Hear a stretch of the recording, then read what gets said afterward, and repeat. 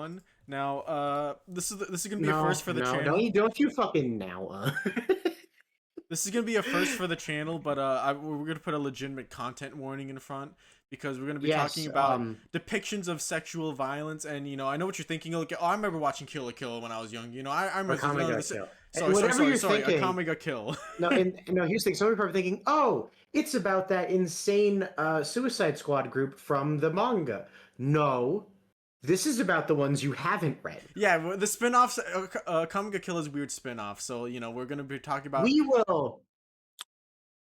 They upset me. I dropped one. Yeah, yeah. Okay, so if you're Um, sensitive to these topics, this is your we're warning gonna try now. and backload most of it, Yeah. but It's a it'll spin-off, so the peek in spin-offs will every be at now the and then. back. We'll talk like a Well, little no, bit. and Puff, as you saw in my plan, I'm gonna save that specific topic for its own beef, because holy fucking shit, is it bad? There's a lot to talk about with it, honestly. So anyway, Shiki. So, So first, before anything, before we even talk about the things we like, there's one thing we need to do first, and we have to say, was NC what? Hammer right when he said Akame ga Kill was a magical girl show?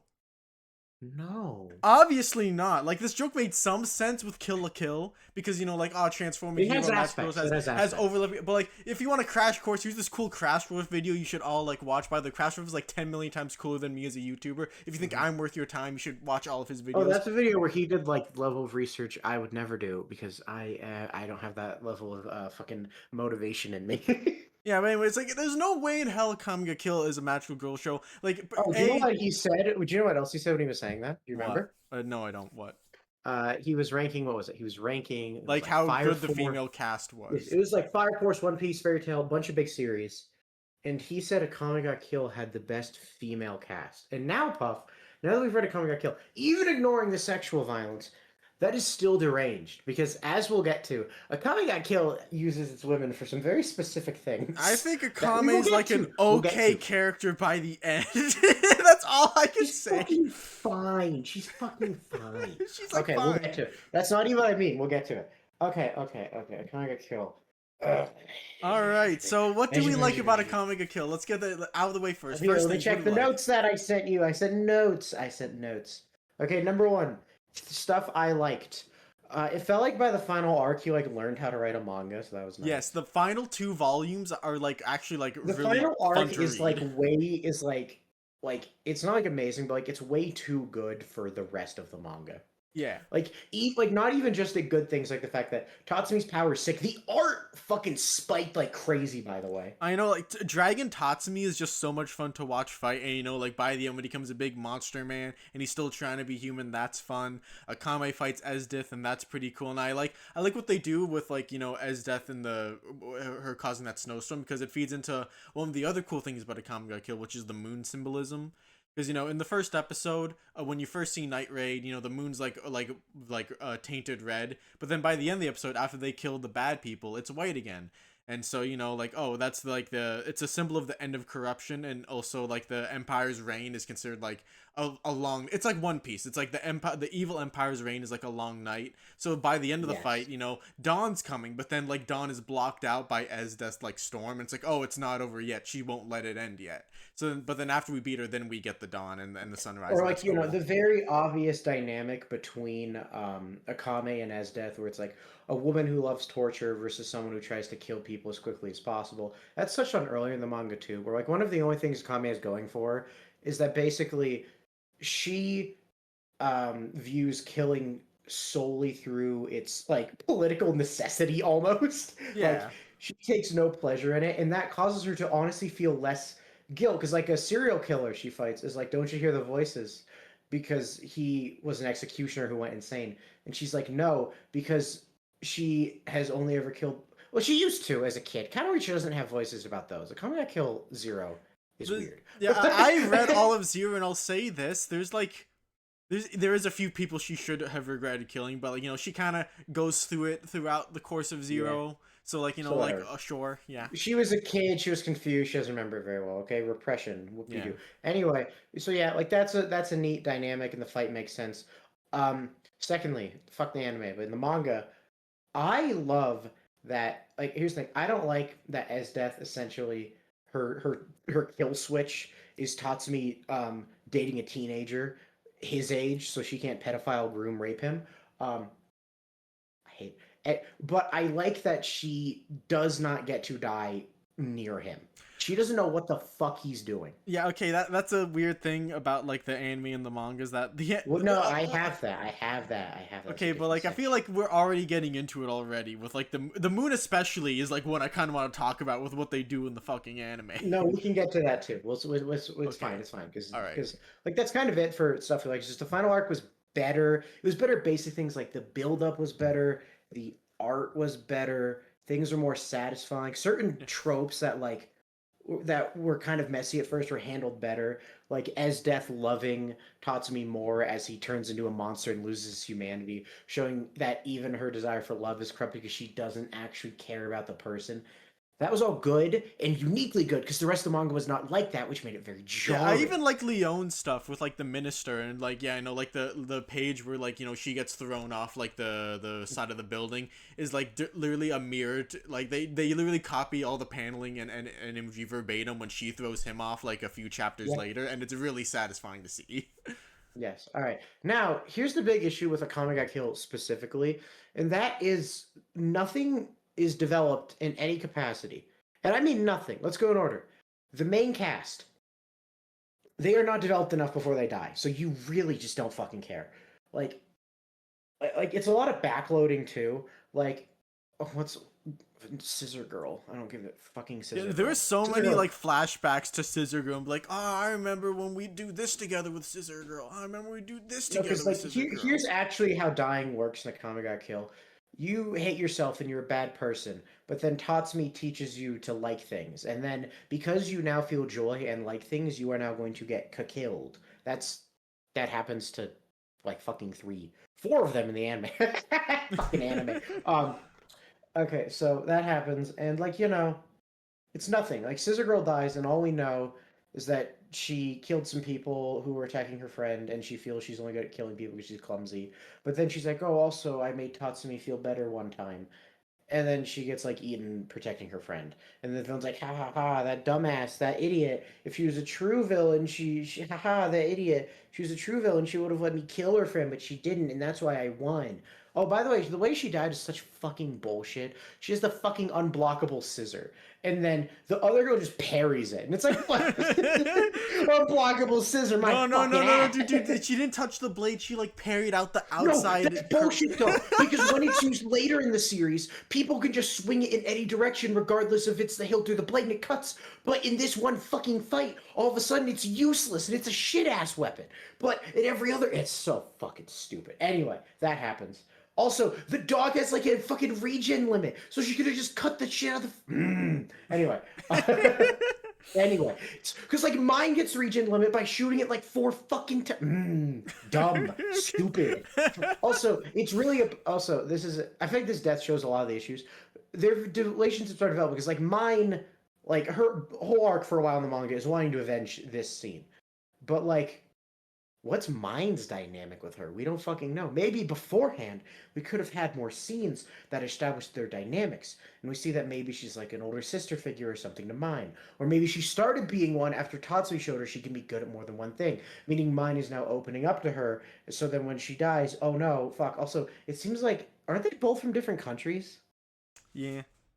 Yeah, so I mean, like the whole thing with the different countries is also something that is like comedically on the list. It's on the list. It's on the list. Okay, it's on the list. So and that happened. Bulat is the best one because he's Diet Kamina. Yeah. So they develop him not great, but enough. Yeah, I like his personality. I get his thing. His relationship with like most of Night Raid is like not developed within like the core manga before his death. No, I don't know what any of them think. But like about at the very least, but at the very least, he developed a relationship with Tatsumi. You know, like the main character. So like that's why it works because the one who wants to avenge him is Tatsumi. So it works, and also it's just kind of good in general because like. He's like a very over-the-top, powerful personality. So when it's absent, you feel it immediately because the scenes are more somber without him. And also, just genuinely, like the first time Akame got killed made me go, "Oh, that was fucking cool." Is he's about to 1v1 his old general, and he goes, "Watch me close," or he's about I think his old general, and he's like, "Watch me closely."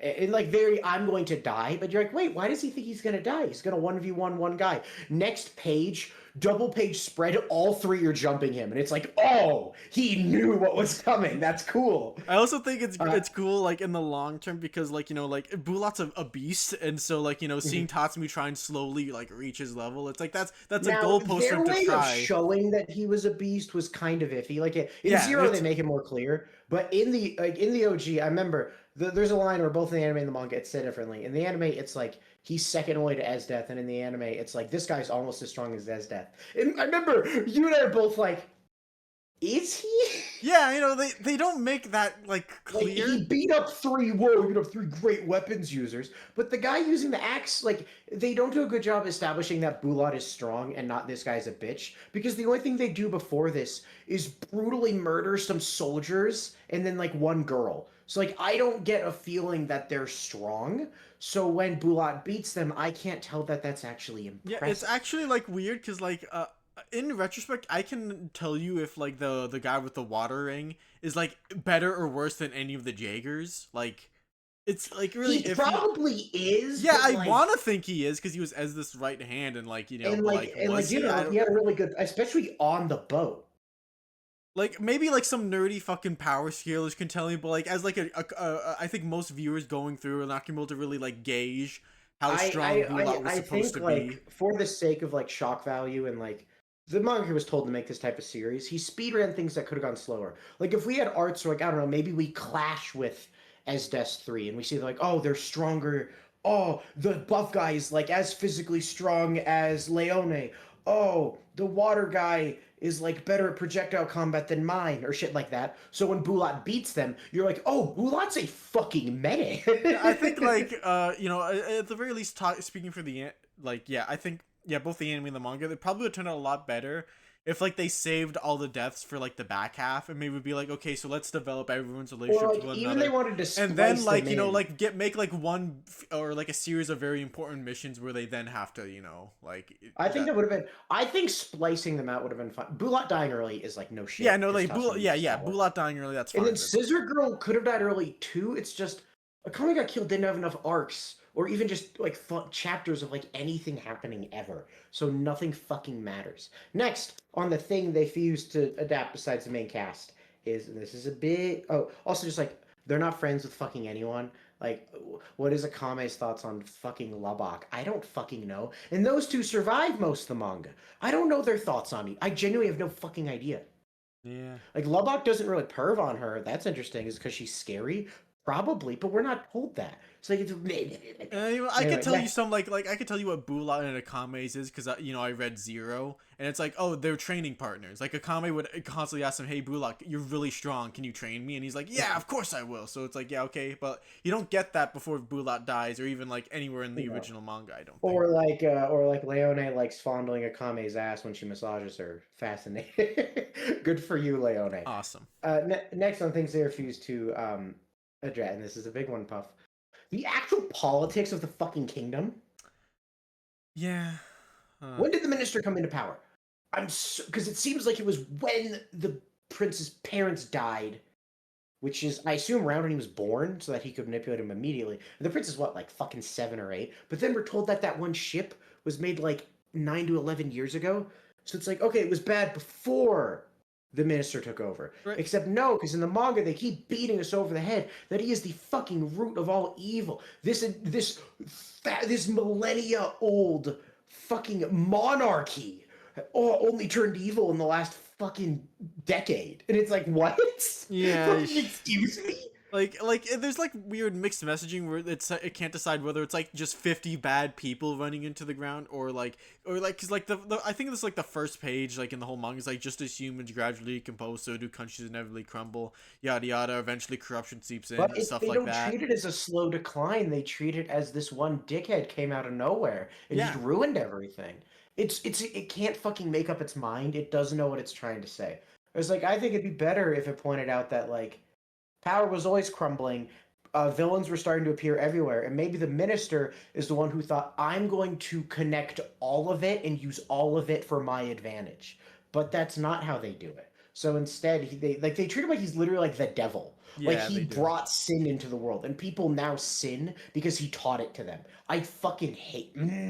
It's stupid. And like whenever he tries to scheme, they treat it like a joke. Like, oh, we're gonna brutalize people and blame Night Raid. And then Night Raid immediately goes, well, people are gonna know it's bullshit, right? And they're like, well, since it was someone strong, they might think it's us, but probably not. And then Night Raid's reputation is never hurt in a substantial way, so it didn't fucking matter. Also, Fuck like you. again, like they say they have a front as like a group of like like what was it, like mercenaries or Mercenary. hitmen, something They're like that. hitmen, yeah. But like that, their public face is never brought up as like a real plot point, like ever, like ever No, and ever. like So if like it's why for even? funding, that's how you get your funding is because like the first person that ever hires them is a woman who literally got STDs from being a sex worker just so she could hire them to kill one bad guy. And it's like that can't be how you're getting your funds because that is like I don't care how much money she made. That is not enough to fund a fucking military. Yeah, no, it's not.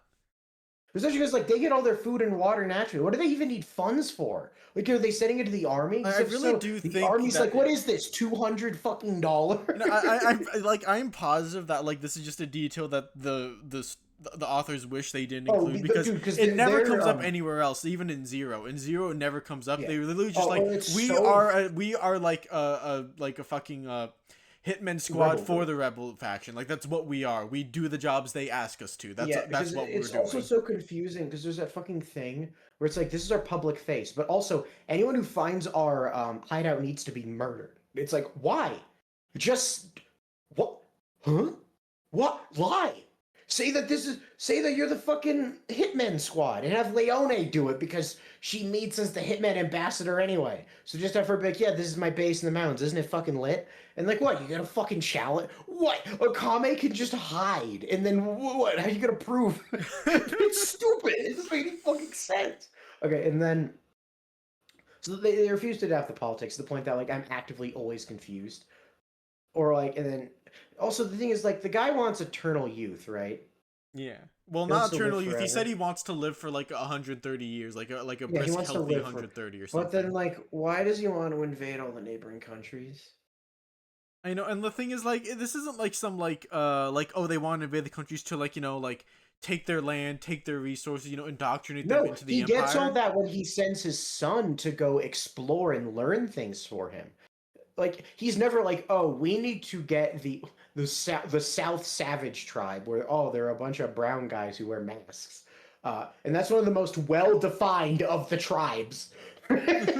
um, I and guess like it's like I'll give Zero credit for one thing is that there's at least like one like tribal group that is like well developed and it's like oh I understand good. why they want their shit and it's like a mission Akame has to go on so like all right but it's a little too late, this is already past the main Okay, and story. then yeah, because like in it, oh, this is another way they underdeveloped the main cast.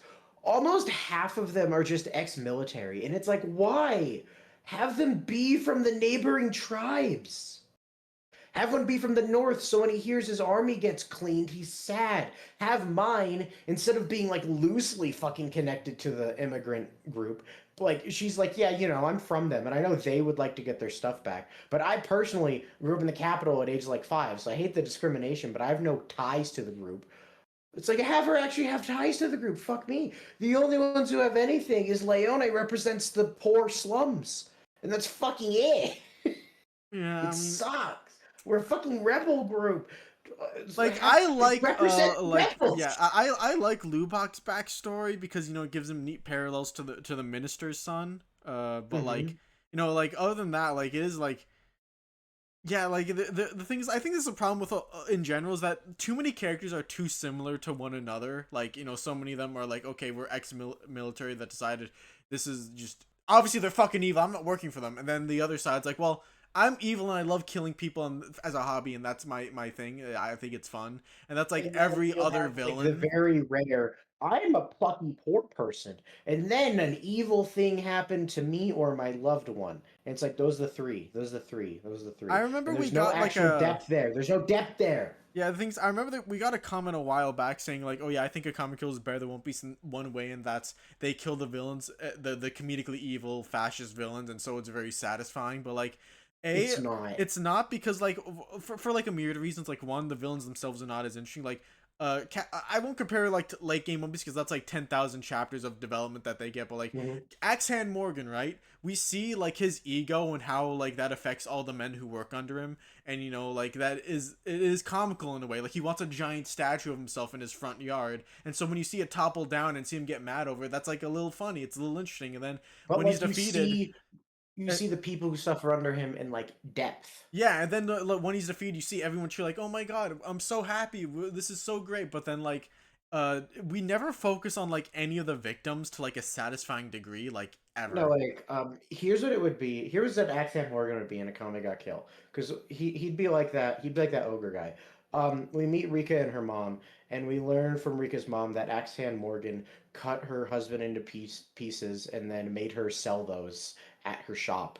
And then we go meet Zoro, and Zoro's like, Axan Morgan said if I can survive starvation for a week, I will win and I'll walk free. But if I don't, then he'll cut my balls off and make me eat them. Like that's what it would be in a comic got killed. And it's like, is this Edge adding anything? No, it's not. And And then then also Rika and her mom would never fucking appear again. yeah. um, it's I don't even think it's we'd get the empty. scene of Rika giving Zoro the rice balls. We wouldn't even get that. You would just get like, "Oh No, yeah, we I'm would just get the sad because mom the crying evil. about Yeah, what happened. I'm sad the evil man killed my dad." And then let's kill the evil man. Then and then they get to brutally kill the evil man. Then go home. That's the story. That's the classic Akame ga Kill episode. And like they're never like evil in like interesting ways where it's like or like mine's first one is like this guy kidnaps women and then beats them to death, but if they live his beating fetish, then his evil martial artists have their way with them, and it's like, oh, okay, like yeah, that's bad, we should kill him, but like how is this interesting? Like he's just it's I not think yeah. I interesting. think like It's the not. perfect like embodiment of this problem is the I'm forgetting her name, but the cop girl with the dog. The Because like fucking dog girl. yeah, okay, so she has a thing where she like says Ah. like I'm a hero of justice. I am a good policewoman and I'm gonna get those bad guys. But like she just seems to be like a crazy person who enjoys killing people and then saying it's for justice. And I can't even like But she's not, because what she actually is she's someone who believes in like the law equals morality in the most literal sense of if you break I don't any even law think on the that. planet. No, I do. And the reason I think that is because we see her like playing with those kids, and she's like, "Oh, a wonderful future! I can't wait to kill all the criminals so these kids can grow up happy." And then we see that like her definition of criminal is like, "Oh, you were forced to help these people steal food." Like literally half related to an unserious crime. I will feed you to my dog, and Well it's like like that's it. That's it. That's all it is. well She like it's not thinks even like an interesting way. It's not like she's like following the letter of the law to like the letter like a Bible. She's not like Judge Dredd who will be like, "No, I'm going to make sure you follow every fucked up procedure we have." And she's like, "Well, you did a bad thing and I don't care what the proper procedure is. I'm going to kill you because I'm going to get off on it." yeah, it's like someone who has like morals equal law, like law equals morality, except they're understanding the law is that of like a first grader. Yeah, yeah. They're like, well, you stole something and that's against Like, the law. I have Like, like a little list of characters here that fill a similar archetype, and I can look. mhm, This is a defined reason for like why they do what they do, and like mhm, whereas I can't like quite pin it down with Cop Girl. Just other yeah. than the only way I could describe it is she's crazy and likes killing people and LARPing as a cop, But which also like they pretend she's not crazy yeah, like sometimes. think what Because like, oh, granted. she genuinely cares for the innocents. Yeah, because granted, she is one of the more entertaining characters in the show because she has a very fun fighting style and she's just a crazy lady and that could be like fun And also sometimes. she But has a like, cute doggy. yeah, the dog's cute. I like the dog. So who are the ones who are better? Okay, so there's first example that came to mind was like Rob Lucci, someone who like opportunistically takes advantage of the corrupt system he's a part of so that he can get away with killing people within Yeah. like the letter of the law. But that's not her. She doesn't. She that doesn't appear to be, or at least they don't make it clear that that's what she is. She's not Judge Like she Dredd who. seems to love killing under the pretense that it's a criminal and they deserve it. So it seems like she's getting off on the fact that she delivered Yeah, but she's justice, I also like guess. trying to both sides of being like, oh, she is a genuinely Because you can bring up compassionate someone person. who is an example of gets off on justice. Yeah, like a Koya, Yeah. Yeah, she's not like a Kainu or Koi. She doesn't have like a set of internal principles that like we can like recognize, even if they're insane or like twisted. We can Mhm. still recognize like what a Kainu and a Koya like believe their justice to be, as evil and fucked up as it is. Whereas her, I don't know what her definition is, other than like again, like what you said, like, oh, someone called you a criminal, therefore I have the right to kill you, which is just Yeah. not interesting for like like Or like if she was like a one episode like villain, or like the girl from episode you wouldn't one. have to think about it. Yeah. Like that's why I said like the girl from episode one of the best villains, because like she's only there, she's simple because she's only here for one Also, episode. she's super So funny. yeah, it is Uh, very fun. She's so also, confused when yeah, Tatsumi starts talking to Leon, like, she is fucking wait, baffled. you Oh, know and these then guys? actually, someone who does like toe the line a little more and is my favorite character from the series is like Saito from Kenshin. Because like he's a little bit of Rob Lucci, but he does care about the law a bit. And his thing is that he represents like a disappearing class of person, a brutal wartime cop soldier who are slowly losing relevance. Yeah. And his deal with that is like Kenshin embodies that peace coming and his hatred for it, and he's forced to accept it when he doesn't try to duel Kenshin at the end because he accepts that Kenshin is no longer a man of war and thus cannot bring him the satisfaction he wants. And like that's interesting Yeah. because like it's based around the politics of the setting, which they can't fucking do in a comic got killed because Yeah, and there like is no even just fucking like on a politics in the character level, setting. I can recognize, okay, so he wants to like treat his cop job very seriously, but sometimes like his fight horny warrior side gets the better of him, and like that's an interesting conflict to have. Yes. Also, like I guess we'll talk to the final that we touched on briefly with like the segment is making sense. You don't give a shit. Politics is making sense. And then now we're talking about a bit with her, which is they don't develop the villains correctly at all. No, some of them We're are saving us. awful. We're saving a certain someone for Okay, you last. know She gets what? her own section. I think like for the positive sections, I guess I should have mentioned Kurome, because she's probably like possibly the strongest villain they have, just because she has like a Right? decent like Yes. like a decent dynamic with her sister Akame, where it's like, oh, Akame has the sword that insta kills because she thinks she Whereas, accepts yeah, the she finality wants. of death and the Yeah, I consequences remember it you were like, brings. "Whoa, you're analyzing" when she started fighting in the canyon, and I just started yapping about how like, "Oh my god, there's parallels." I know that's the thing. Like it took them like a minute and a half to establish this. And it's like it doesn't take time to do this. You can just do it in like fairly quickly. You can get the ball rolling, Yes, but the show Akame never gets over does most of death. the time. Yes, Akame gets over death the second she delivers it, whereas Kurome will never get over the deaths of anyone around her. And then, like Yeah, for her, killing like the death of a comrade and the death of an ally are literally intertwined, where she will kill her comrades because that is better than the potential of her losing them to a foe. yeah. Like it's a parallel, fascinating. Uh, Woo. her arc ending with just fucking what's Wave shows up and be like, I'm a man, I'm in love with you, and you can't kill yourself because I love you. You have to do what I say. I don't want to give you a choice. And she's like, okay. And it's like, all right, well, she had negative Well, agency in Shiki, anything all there. right. To be fair, she was literally mentally ill and a drug addict, so it's like you kind of have to I take it don't out. fucking care. You It's kind of not have to take it out interesting. of her hand. I agree with you. Like they literally What? just like they create a situation where Kurome literally doesn't get to have any thoughts on anything. It's not like when she gets out of it, she has thoughts on this. She's like, "Yep, sounds good to me." I And then know. Akame's like, "I consent to you kidnapping my sister." Well, yeah, it's better than me killing her, I guess. You go for it, Yes. pal. Ugh, it's so fucking stupid. Anyway, Should we just talk about Wave now and how he's like the worst character we'll in this get whole to him. We'll thing? get to him. We'll get to him. Okay, We'll get to him. okay. Oh my fucking god! Wave gets his own because he's so fucking Well, like I incompetent. All kind right. of want to talk because it's also about the underdeveloped politics of the story as Yeah, we well. can, we can. Okay, so Wave we learn is like he's like bad in Tatsumi. It's like, oh, he has he had a slightly different version of Tatsumi's weapon. He's from the sea instead of the mountains, and he got into the military and he trained under this cool military guy, and because of that he's now loyal to the military. It's like Tatsumi's loyal because he likes Bula. This guy's loyal because of this fucking guy we never met. And then he joins, and they literally parallel, like, oh, I'm around all these weirdos. And Tatsu's like, oh, me too, I'm around all these weirdos. And it's like, Wave, you aren't around weirdos. You are around genocidaire. Number one, you have a genocider. You have multiple sex criminals. You have actual fucking lunatics. You have multiple pedophiles. And literally the nicest guy in the group burns entire villages alive. Like,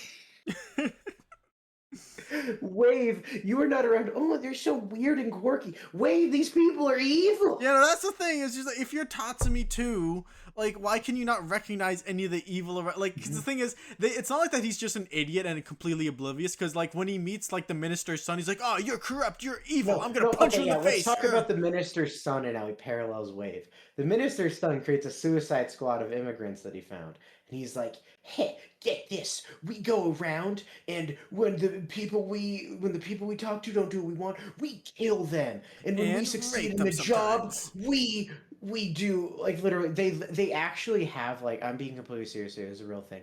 They have, like, oh my fucking god, I hate it so much. They have rape diversity. Like, oh, we have a woman who rapes the men and a man that rapes women. We got a gay woman and we have a pedophile. Whoop-de-doo. A gay pedophile, specifically. It's like, whoop-de-doo. Look at our diversity.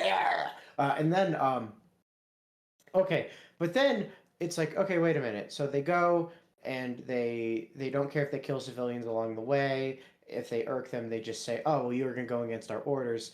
And then once they succeed, they might rape and kill everyone there. Okay, how's that different from how's that different than low tiers like Ogre or anyone else? Or more specifically, how's that different than Esdeth's introduction, where we see that after beating the opposing force, she twice, both the North and the Southern tribe flashback, we see that they brutalize the fucking civilians. Like in the North, their eyes are sewn shut. They're crucified with the bottom of their body torn off. We see that she's turned their leader into her fucking sex slave. And then we go into the South, and she defeats most of them, leaves 3, and forces them to watch, as we literally see that they are raping and killing them. Like, that's explicitly shown. And it's like, okay, so this isn't new. Yeah, this is the same thing. Yeah, that's the thing. When Wave punches this... Wave's thing is, when evil happens to people he cares about, it's bad. That's literally it. That's the thing. Like, Wave was like, "Oh, you're evil. How could you do this to those poor innocent townsmen?" It's like, Wave, you work for Hitler. Esdeth is Hitler. Why are you okay with her but not him? I don't understand. This is so stupid. And the thing is, they dragged it. Fire Guy, who you treat as the most poor innocent boy ever, burned villages alive. When Chelsea kills Fire Guy, she reminds him by killing him as the body of a child he burned alive. Like, these are not new. And like, oh, Fire Guy's wife and kid are fucking murder raped, and it's like, oh, this is the breaking point. When you do it to people outside my country, I don't look. When you do it to innocent civilians in my country, I get kind of bothered. When you do it to my dead coworker's family, now you've crossed the line. It's like, fuck you, Wave. You have no fucking leg to stand on. I fucking hate that bitch. Here's the thing, when he beats the shit out of the minister's son, it's like, no, he doesn't deserve to win. Yeah, no, he doesn't. Minister's son is fucking consistent in his beliefs. He's like, I'm a piece of shit. I'm gonna do piece of shit things. He's right. I guess I think there was like 2 like things they could have done to change his like as little as possible to like not make Wave the shittiest character. Yeah, I was bring like, up the good one. Yeah, like the less good one would be like, like make him racist. Just be like, oh, those are foreigners. They're dangerous foreigners. I'm fine with Esdeth. Oh, the pirates I thought were from the Eastern tribe. I hate those fuckers. Something like that. Yeah. Just so like that creates his blind spot, which lets him like get integrated into the empire, and even like shows the effect that it had on him that maybe it could have had on Tatsumi. That could like parallel Tatsumi, who fell in love with an immigrant. Yeah. Mm-hmm. Yeah, and it's like, oh, Tatsumi got exposure to like new ideas and new people, and people who weren't like his literal countrymen, whereas Wave like never did because he joined the military at a young age. But like half of that is again because like the lack of exploration of like the other races, like in like chapter 3 when they like slaughter all those tribesmen. But don't worry, they're gonna rape Akame. They deserved it. Just throw that line in real quick. Like they do that, and it's like, Tatsumi doesn't express his thoughts on this tribe. It's like, what are his thoughts? What is their reputation? What is understanding of their reputation as a poor village boy? Does he think, oh, they're those savages I heard about? Does he think, oh, we trade with them? And he's think, oh, I don't know anything about them. Nothing. He doesn't express a thought. I fucking hate him. Thing is, Yes. I think like I was really disappointed with Zero because it seemed like they were actually gonna like address this problem for a minute with like the Mhm, one tribe I talked about, where it's like, okay, mhm. so there's these tombs, they're like kind of, they're basically like based on like Egyptian, and they all like can turn into like Yep. half animal hybrids and stuff. That's their superpower. And it's like, okay, so Akame, your mission along with your other assassins whom we've indoctrinated into this empire is to kill everyone in that tomb and rob them blind, rob everything in that tomb because they're dangerous Mhm. people. You got to go kill them. So then like she does that.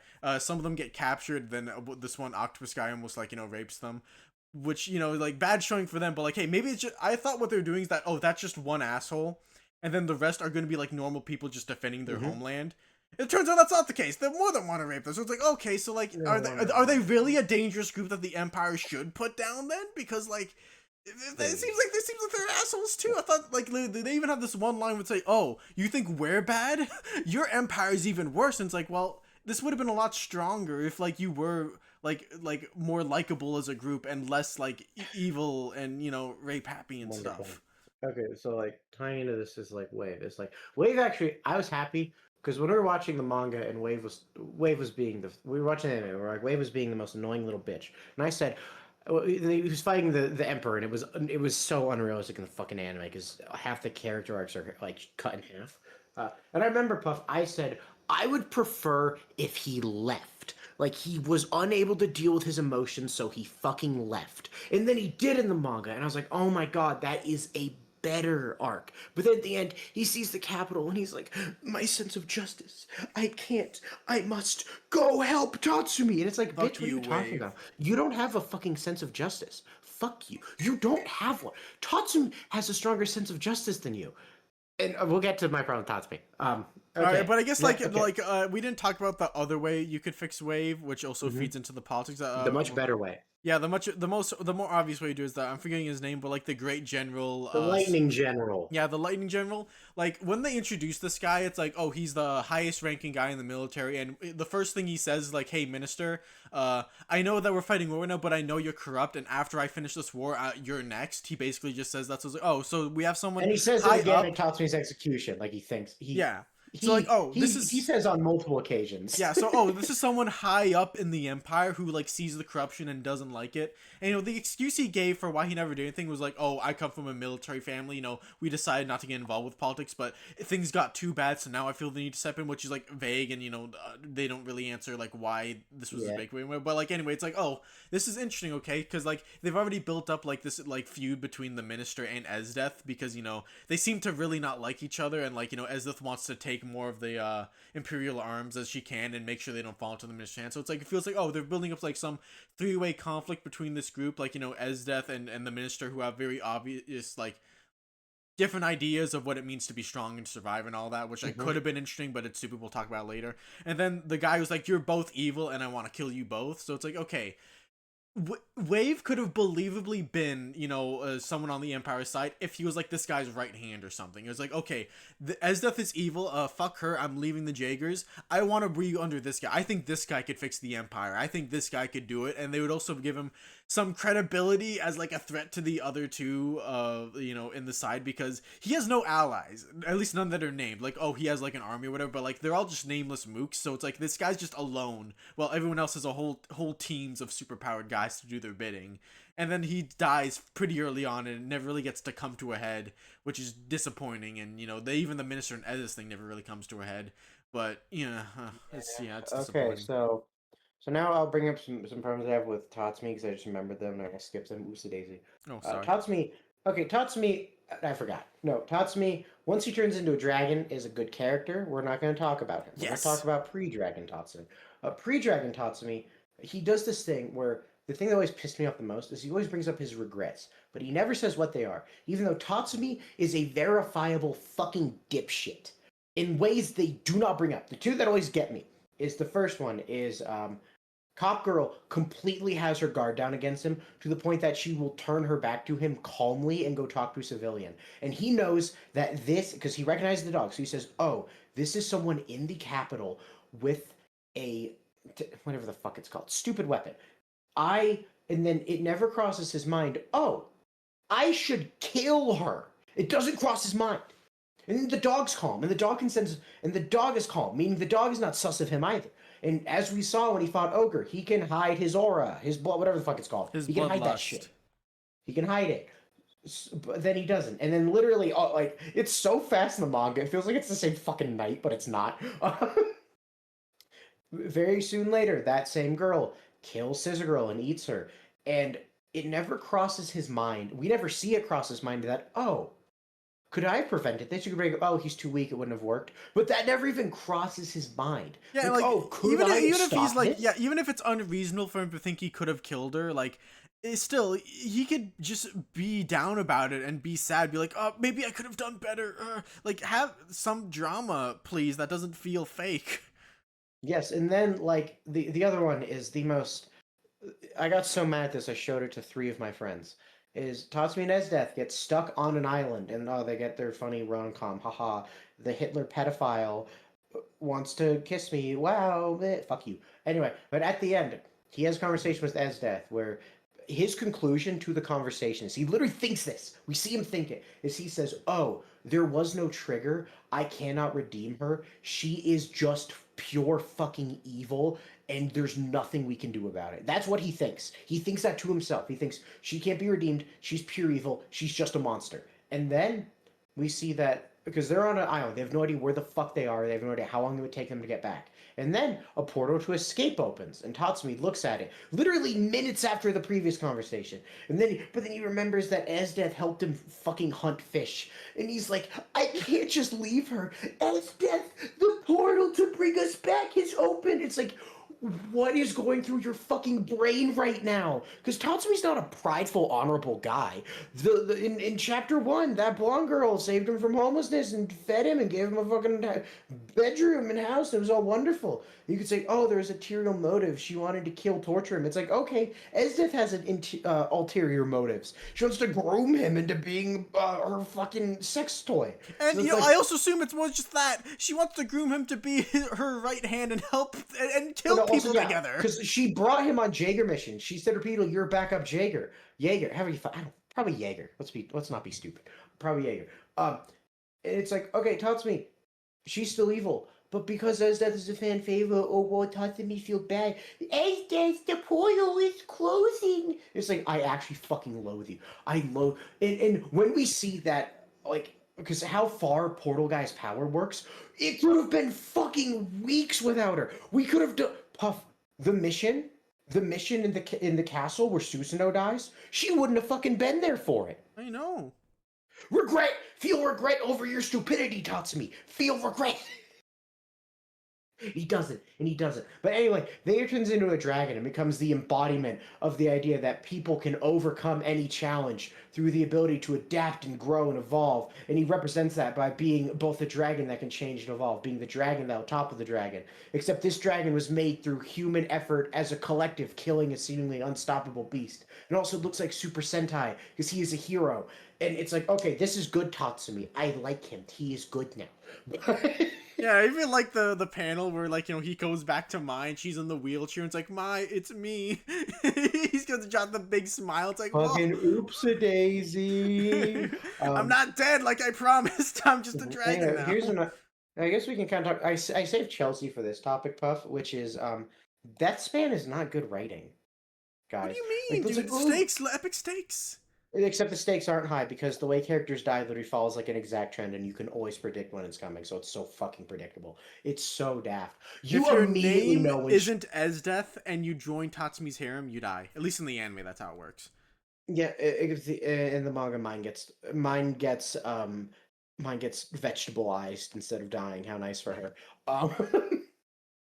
No, because literally, Chelsea and Scissor Girl literally have identical things. Oh, yeah, I'm callous and detached in some way. Oh, I like Tatsumi. I feel emotions now.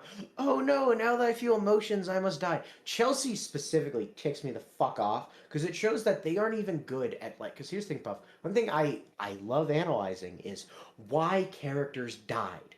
What they did wrong, narratively, thematically, anything that makes it so they got this death. And in Akame got killed, there's never a fucking reason. Oh, Scissor Girl protected her friends. What's the payoff to that? Nothing. Nothing. In the future, protecting your friends is sometimes it gets you killed, Dude, do sometimes it you doesn't. remember the bullshit speech the commander gives after Scissor Girl dies? Uh, She's like, oh, oh she didn't die for nothing. It's like, what do you mean she did? The mission was already done. no, no, On because the literally way what she said back. is she didn't die for nothing, and then her reason is the enemy now know that you need a Tegu user, whatever the fuck it's called. You need an Imperial Arms user to fight an Imperial Arms user, and it's like, you guys know that from a book in Legends, right? I think the fucking Imperial capital that made the weapons also knows that shit. You fucking Also, clowns. isn't this obviously like a loss for you because oh now the enemy is wary that you have these weapons and will be Also, more they know on about guard? mine. They got mine's face from it. Yeah. So And they you lost the scissor. It was a complete loss in every capacity. Nothing good came from it. Hey, this is something you brought up. So that oh, maybe if they were trying to like get some information, and then Mine was able to bring the information back because Scissor Girl protected her, that'd be Yes. something. But no, you don't even get that. You just get this like it almost sounds like a bullshit cope that she makes, and none of No, them. like she couldn't come up with a reason. And you can't buy even like the characters don't look like they buy it in this one like screenshot No, I they're took. just like, you tried your best, boss. You tried your best. But no, this was just an L. And then so Chelsea's death, and why I get so mad at it is okay. Chelsea always says, "Oh, we're okay." Is the Comic Got Kill's main theme of like, "Oh yeah, dude, killing Omega super evil murder genocide rapists is just as bad as the guys doing it. Those are morally comparable acts." Because Chelsea's always like, "Oh, I have it coming. I'm a killer. I deserve it." But the only two kills we see her do three kills. One is like a rich evil guy. He probably raped someone because it's a Comic Got Kill. And then the other, as we learn in her backstory, a guy literally hunted people for sport, so she killed him. And then the third one is Flame Guy, who sure he had a family, but also, as she pointed out, as she killed him, he burned villages full of people alive. And she tries equating herself to him. And she tries equating herself to Kurome. It's like, no, Chelsea, sorry, dumbass. But as far as I can tell, you only killed like deeply evil people. Yeah. So when she gets brutally fucking murdered, she's like, I guess I had this coming, but I really wanted to live. It's like, I do feel bad for her, but also I get mad because it's like, no, she didn't. The only character I think this makes sense for is Akame because she was an assassin for the Yeah, Empire she for a did, or while, like and Bullock she too, maybe, yeah maybe because he Bullock went for too. the He yeah. was a soldier for them for a bit, but like like even then it's kind of hard because like as soon as they like learned what was up, they left. Or well, Akame like lingered for a bit, but that's only because like she was literally raised in the system. She was ingrained much deeper than Bullock was, so it's like all right, I have to read fucking books before I decide to jump ship. Yeah. Whereas, so because of it, it has this thing where like Chelsea's death more so annoys me from the narrative perspective. Oh, also, funniest thing ever with Chelsea's death and how their inability to depict the Jaegers as sympathetic is fucking hysterical. Chelsea dies, Tatsumi goes and finds her head on a fucking pike, and it's raining, and it's a very distinct village. And then later, we see Wave and Wing crying about Fire Guy because he has a family, even though he's burned villages of people alive. And they're both like, "We're livid. We can't forgive this. We will avenge them." And it's like, wait a minute, it's raining, and those buildings look familiar. Interesting, interesting, interesting. And then we see, oh, in a nearby house, Esdeth is taking apart Chelsea's corpse and feeding it to Dog Girl. And it's like, oh, Chelsea's head is like down the street, isn't it? Fuck off. I'm not. Fuck off. I know. Like that's another thing. Like the whole idea of like, oh, it's satisfying to see these villains killed because they're so evil. Like it falls apart because there's no like consistent moral judgment applied to like the cast. Like it's No, so it's not because like lopsided. once we get the Jaegers, it's supposed to be sad when most of them die. Like you're supposed to feel bittersweet about Fire Guy dying. You're supposed to feel bittersweet about Kurome dying in the anime, and it's like, motherfucker, are they evil or not? How am I supposed to be sad? Oh, wow, fucking Dog Girl got cut in half. Wow, wow. Fuck you. And it's like Also, the thing is like it's especially because like obviously that's way too fucking soft. The anime especially like 10 times is way too soft on Esdeth. It's like how am I supposed to feel satisfying when this guy dies when he's only like half as bad as Esdeth, but the show clearly wants me to like Esdeth. oh, it's fucking annoying. Oh my fucking Like I honestly, hate like it. I remember, like I would, dude, like literally, like a fucking month ago, I would have said Fire Emblem Fates is like fucking shit and terrible, and I hate it. And I think they do Hmm. the whole like, oh, there's two sides of the war, and you're supposed to Yeah, like kind of like both of them, and it does it shit and terrible. I think it does it still a bit better than Akame yeah. a Kill. I can say that with confidence And now. then It's kind not of the related to how worst. like there's no tension because it's predictable, and also the deaths are poorly done, so they're not thematically satisfying. Yeah. Is the fact that the other issue with all the deaths and like the like abject brutality and like edgy tone that Akame got Kill spams is that whenever it tries to be lighthearted and funny with the villains, it doesn't work. Like Esdeth is like, oh, she's so cute and funny. It's like, no, that's Hitler. Die. Die. And it's not like, oh, she's breaking away from it. It's like, we've seen what Esdeth does. Like, what she's doing to Tatsumi of trying to get a capable man into someone subservient to her because she thinks it's hot is like, she did that to the hero of the North. She kicked his skull open. But now when it's Tatsumi, I'm supposed to think it's cute and fun. No! Kill her! Kill this woman! Okay, like I'll um, just say it. If this was called like, if this was an anime called or a manga called My Girlfriend Hitler, and this was the main gag about like this guy and this evil lady getting together, it's like you don't have to be morally perfect for me to like you as a you'd protagonist accept or it and anything move like on that. because, like, it Yeah, kind of like the title tells you to accept it. yeah, but like because the show wants me to like have to morally judge the evil like corrupt empire that's doing all these terrible no good very bad things, I can't just ignore Esdeth, can I? Like I understand like indulging in the fantasy, but like I guess there's a problem they have. I understand indulging the fantasy, but like for the sake of the narrative, there's a clear tonal clash here that just doesn't work. And because they always double down that she was born evil, it's like, okay, so I should not have like any hope of things are ever going to go well in any of these scenes. Next is kind of related to the tone is the manga especially, the anime is honestly not as bad as this because but remember I joked you could tell was an anime original death because of how it went. And that's it's not just brutality in general. It'll be brutality of civilians we don't know. But when it comes to specific characters, odds are if someone got brutalized, it was a woman. Like, Yeah. what I think is like, look at the first three deaths of our main cast. Scissor Girl is like Torn torn in in half half. and then eaten, and then Bulat dies of poison. He's fine. Like, I assume Tatsumi took his body home and buried it. And then Chelsea, shot, stab, Beheaded. decapitated, head on a pike. What the fuck? And then like you finally Lubok like Lubbock. gets stabbed and then he falls to the ground.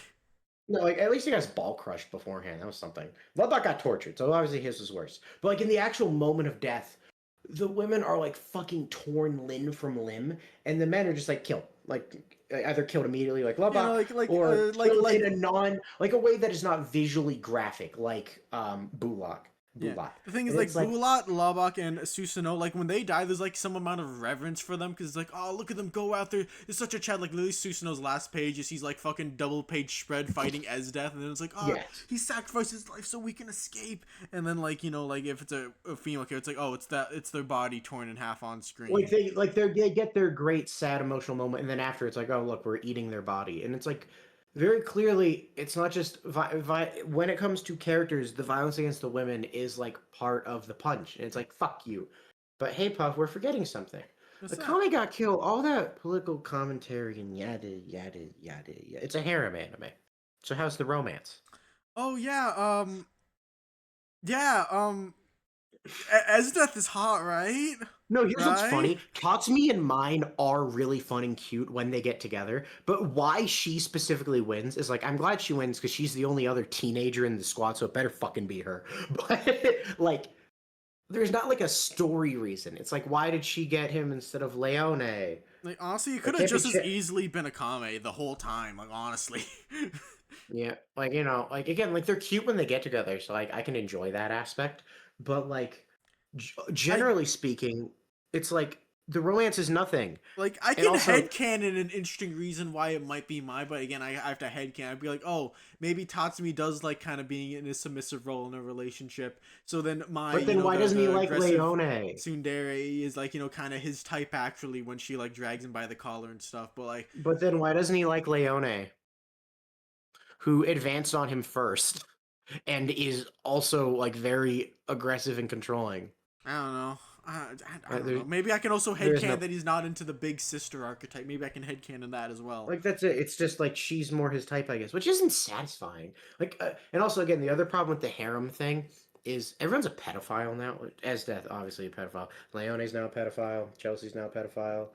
Fucking Scissor Girl's now a pedophile. Let's say Bulot too is a pedophile. Whoop-de-doo. And then here's the funny thing with Bulot though that ties into everyone as a pedophile. Being gay is evil in a comic book. No, not really, dude. Not just. There's a lot of Except gay characters. Bulot, they have the fucking gall to, in the later chapters, imply it was ambiguous if he's gay. Well, that was just bullshit. That was Okay, just so we have bullshit. that. So let's look at every confirmed gay character, Pup. They're all evil. Every single fucking one. Every single fucking one. Now, some are hilarious and I love them. One of my favorite characters in the comic got killed is the unkillable woman who simps for Esdeth. I love her. She's fucking hilarious. She great. just never Love her. dies. I was like, why is she still here? I love when she topples the castle on herself, and as she gets hit with a rock, she's like, "I'll live, of course. I've done it before." And it's like she's funny. She in the series where everyone dies, the fact that the masochist is the one who gets to live is like funny. It's a funny joke. I like her, and I also like that very clearly she is the perfect person for Esdeth. No. She doesn't. She wasn't raised outside the capital. She doesn't have a beautiful smile. She doesn't. She has a great smile. Don't be mean. She might not be younger than Esdeth because oh my god, the age isn't a comic account. What do you mean? Right. No one relevant is what do you mean no one relevant is over the age of 25? What the fuck are we That talking? was just weird. Oh, this empire has been corrupt for ages. Also, Esdeth is 24 and has been a general for like 4 Esdeth years. and the leader of Night Raid are like the same age. Even though they look like they should be older. They're both like 24. You know, obviously, like other anime characters, their age visually can be ambiguous, but like by the tone of how they speak and how other characters talk to them and stuff, it seems like they should be like 30 at least. Yes, at least it's so fucking weird. No, but no, gay people in a comic kill are evil, and that continue. I can't speak on Zero. Zero had some. Zero has a vibes. whole group of evil lesbians. There's an Of entire course. squad of evil lesbians.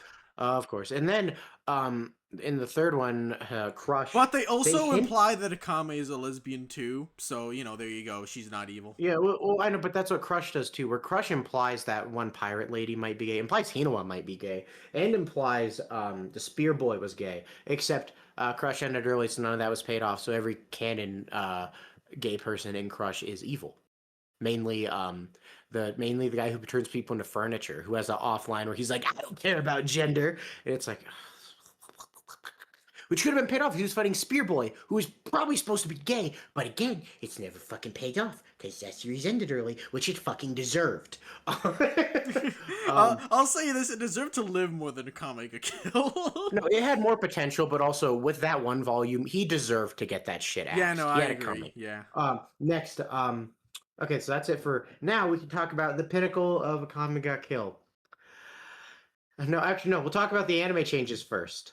First of all, the anime may have been intentionally bad, in that the manga ended many years after the anime, and all the changes the anime made are like very intentional. Like Akame and Kurome have their duel, but in the anime, Kurome dies, and in the manga, she lives and has more of an arc, even if it's really misogynistic. Tatsumi dies being hugged by Esdeth instead of living while Esdeth dies alone, a fucking loser. Stuff like that is like, okay, was this like intentional? Like, to not spoil the manga, did they intentionally like give them the like opposite routes, which then led to some dumb shit? Is that what happened? I don't know. Maybe they just took their own swing at it and it didn't turn out good. But it's like it's very clearly like mirrored though. Like the Kurome shit is the exact fucking same shit, just with a different ending. And then, or same with like the Esdeth stuff. And she like the everyone is frozen as she turns into like dust or whatever the fuck is also the same. And it's like this feels intentional. So that's very interesting. It just means the anime's worse, but like it's worse and it's like, oh, that's neat. There's one thing the anime does which like I think is just kind of like unjustifiable and I can't wrap my head around it. Yeah, bring it up. All I right, remember when I noticed this, I remember. All right. So what we talked about earlier about like the moon being an important piece of symbolism in the comic of kill and all that, and they're called Night Raid because they decide to attack at night because they're assassins and they go under cover of night where it's easier to be stealthy. The anime just has like so many fights happen in broad fucking daylight. Like I remember if you remember like people complaining in MHA about the baby blue skies. Like no, that's a compare to this. Like why are they doing this at daytime at all? I remember because Puff and I realized it. We were watching the Canyon fight, and I was like, "Hey, Puff, why are like half these fights taking place during the day?" And you're like, "That's a good question. I don't know." Because what we did is we'd watch the anime and then we'd read up to it in the manga. So I remember then we read the manga, and I was like, "Hey, Puff, guess what? The Canyon fights at night." And you're like, "What?"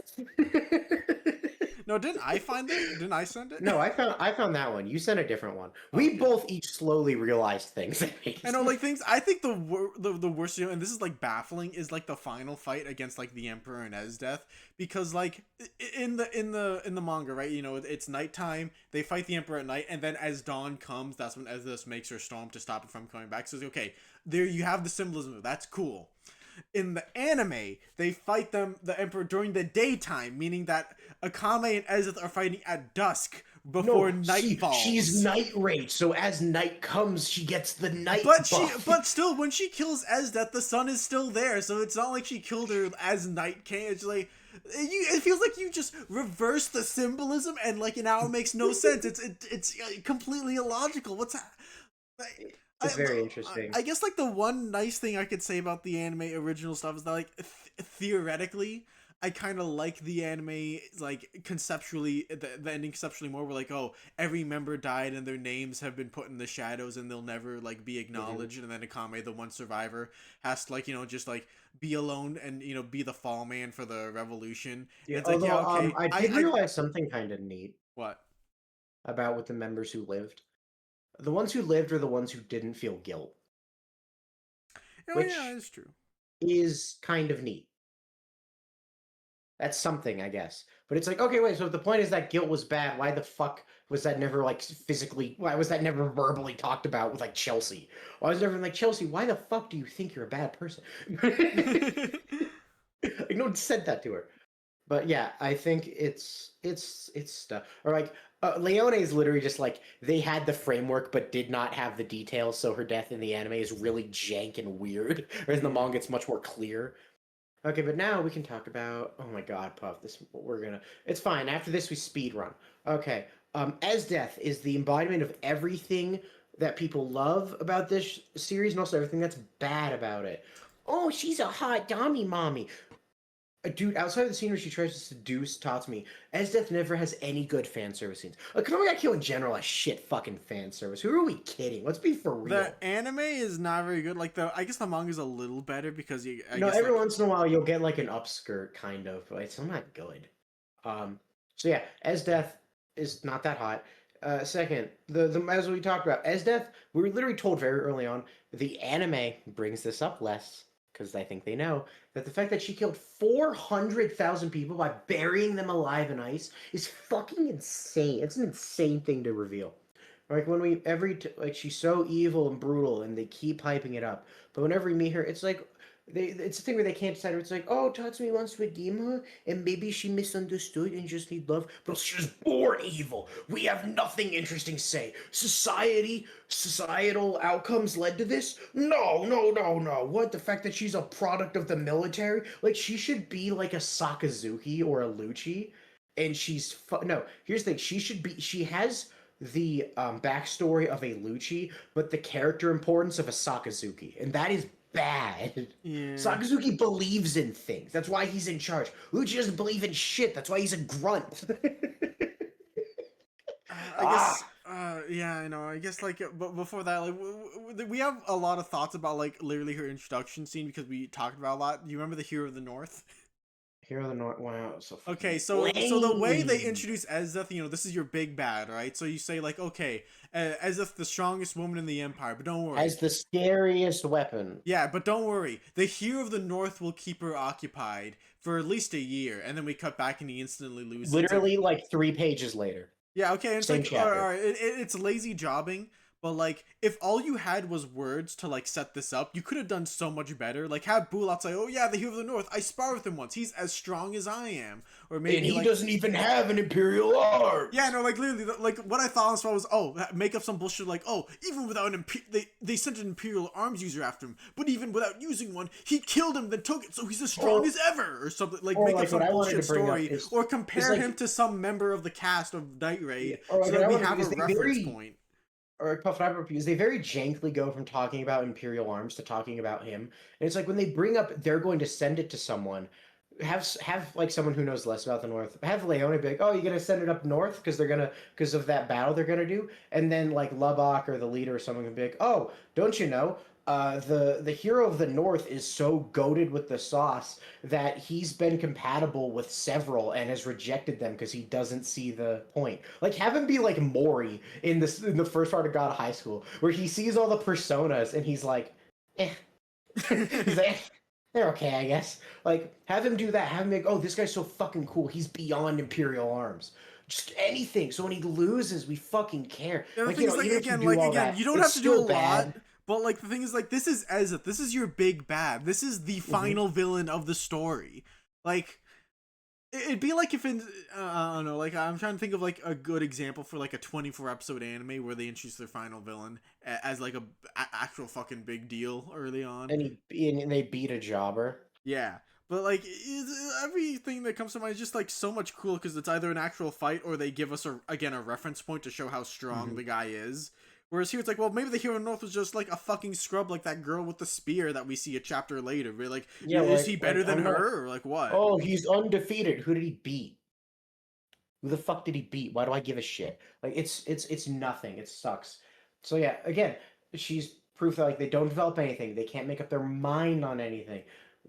Ugh, And again, so we ego. don't focus on victims. Like no one from this northern tribe like comes back. Is like, yeah, I was there at the battle and I want revenge on Esdeth, or like have any sort of connection with anyone there ever. It's just like it's thrown out, then it's forgotten about, and that is like so many elements in a No, comic it's it can brought up be. once or twice. He's like, "Oh, did you kill them for revenge?" And she's like, "No." And it's like, "Oh, fucking fascinating." Um, it's so annoying. And like everyone she touches gets worse. Like we meet Bulat's old general, and he's like he has this thing where he's like, "Oh, why did you join them?" And Bulat's old general says this really cool speech where he's like, "All those fucks that would look down on me and tell me what to do and framed me because I wouldn't do a thing. Now that I'm with Esdeth, I have the power and authority that they have to fucking grovel before me. And in this fucked up world, that's the best I can get." And it's like that's so fucking interesting and neat I know. that his I thing is like remember he we doesn't were think he can shocked. fix. I know, like whoa, he doesn't think he can fix the world. He just, but then at the end, he's like, I was full of shit, and Bulat's like, oh yeah, what's the real reason? He's like, I just think Esdeth is McQueen, and then he dies. It's like I fucking because it's not treated as like oh he's coping and lying. It's treated as just true. And the also problem with Esdeth is every scene with her where she has to be motivational or epic is like 30 seconds long and is hollow as shit. I never I feel anything. know. Dude, I remember I said this when we were watching. He's like, dude, at least Hitler was a charismatic speaker. At least when I can understand why people would rally Like, no, behind you this watch him guy. passionately yelling, and you're like, oh yeah, these racist people who just got fucking ass blasted in another world war, yeah, they'd fall for this. You watch Esdeth, it's like, how does anyone fall for this? You How fall does for it because anyone she's fall for this? strong, and you have to because she's strong because she's the strongest. So if you don't do it, you die. That's the But reason. it's not like they're like, oh, we're stuck under this fucking tyrant. Like all of her goons like her. Like all of it. Like, and then like we like I believe Dog Girl likes her because Dog Girl is stupid and can't tell when her superiors are evil. So when Esdeath hugs and comforts her, sure, that works on Dog Girl. Why does it work on anyone else? It doesn't work. It shouldn't work on Wave for even a second. Which It like does, because Wade's the dumbest man the alive. fact that these two were in a room together and Wave didn't immediately be like, "Fuck you, I'm going with the fucking Lightning General guy," is like already everything he does from this point onward is tainted, and I can't take his plot line seriously at all.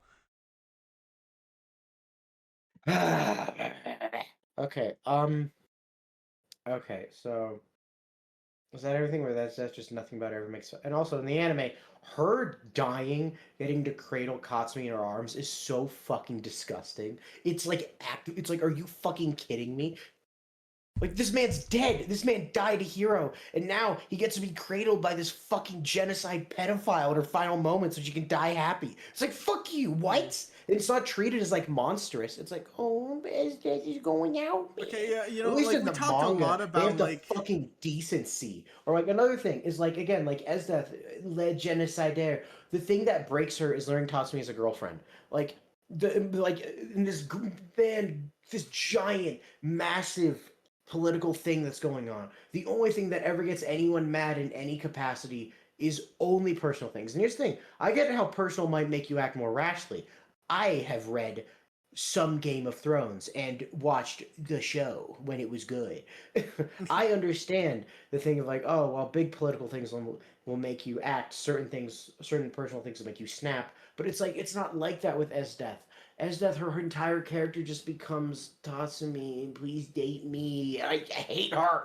all right, we talked a lot about like how she's clearly even the flip flopping between the sympathy is bad, but like even just her core like belief of like might makes right, only the strong like survive thing is like poorly developed, and like the thing is they might makes right villain is very easy to do, and they put her in an interesting Mm-hmm. premise with the minister where it's like, oh, the minister is physically speaking isn't nearly as powerful as Esdeth, but he has all Mm-hmm. the political power, and Esdeth, like has all the physical power and all the military power, and like they seem to be adversaries on some level, and so it's like, oh, they have very opposing ideas of what power is, and how it should be used and all that, but like again, like it never like really comes to head or is explored. Like by the end of the manga, I was just like, wait, so like did she just have like an unspoken agreement with this guy that is just like, it's fine for you to do your thing and for me to do my thing as long as you Yeah, keep like I feeding don't. me None enemies? of it ever makes any fucking sense ever. It's so fucking I annoying. know, and it's like I get like how her like definition of strong people being the ones who survive feeds in with the themes of like death and stuff. Like, okay, I see that. Now, what do you want to do with it? And it's like nothing Nothing. really, and it just is a little disappointing. Mhm. Oh. Oh, also, like again, this is one thing that I was hoping would get brought up is that like the dragon that Tatsumi's armor is based off was said to be like the strongest like danger beast. Like it was so powerful, it could adapt to anything. It never lost a 1-on-1 fight. They had to like group it with tactics and slowly hunt it to death. And it's like, does she like have anything to think about that? Like, oh, like even though this thing was physically the most powerful being because it was alone and didn't have like a pack to help it, or like some like it wasn't able to Mhm. adapt to like a group battle or whatever. Like, does she have thoughts about this armor, which is very obviously tied to her love interest? No, she doesn't. It's like never brought up. Well, until it takes him over, then she's like epic, and it's like Yeah, okay. yeah, and then she's like epic, where it's like, okay, cool. Yeah, again, it's good. That's like interesting for the reasons you brought up. But until that point, it's like, well, what does she have anything to think about? Like anything? Mhm. It doesn't seem like it. No. All right, no, I'm gonna speed run real quick because I have nothing to say about these two. Aka got theater. It wasn't funny for the most part. Then the last like two or three were pretty good, and any of the toy commercials were funny. Boom. Zero. Chapter one where Akame has to kill Proto Night Raid. I was like, oh, that's clever. That's fun. That's a good way to start it. I dropped it at chapter five for reasons we'll get to. Do you have any other thoughts on Zero? Zero had a very, very funny group of evil lesbians Good for them.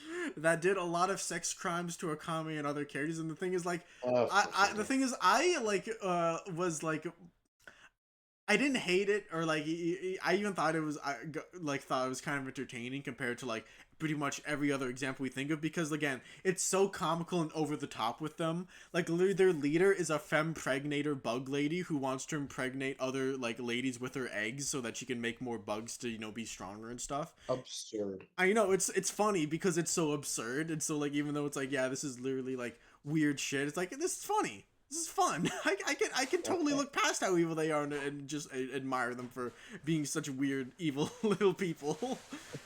And now for this next thing, I want everyone to remember I am skipping the middle because we're going to get to the middle. Hinowa Hinowa, is that her name? Hinowa? Yeah, Got Crush is fascinating because at the start it's like very like mid, but it's so much better because it's like, wait, the cast are all these scrappy young kids who want to go to war for like relatable, like obviously flawed, but obviously like charming reasons, and each of them has a really good reason, and it's fun and neat. And also the brutality is like slowly built up to, so when it happens you're like, oh shit, this guy's insane, how do we deal with this? And also the main brutality in it serves a purpose, which is decapitation. Everyone decapitates everyone. And the point is, it's because in this it's about people in war and gaining title and powers, and through that you become a symbol, and your fucking decapitated head is the fact that you've made yourself a symbol being used against you. So like even that serves a purpose. And also the action's kind of better, and also it's like Diet Kingdom. Like there's like the best arc is one where they're just defending a fucking wall Yeah. from a siege, and it's the best arc.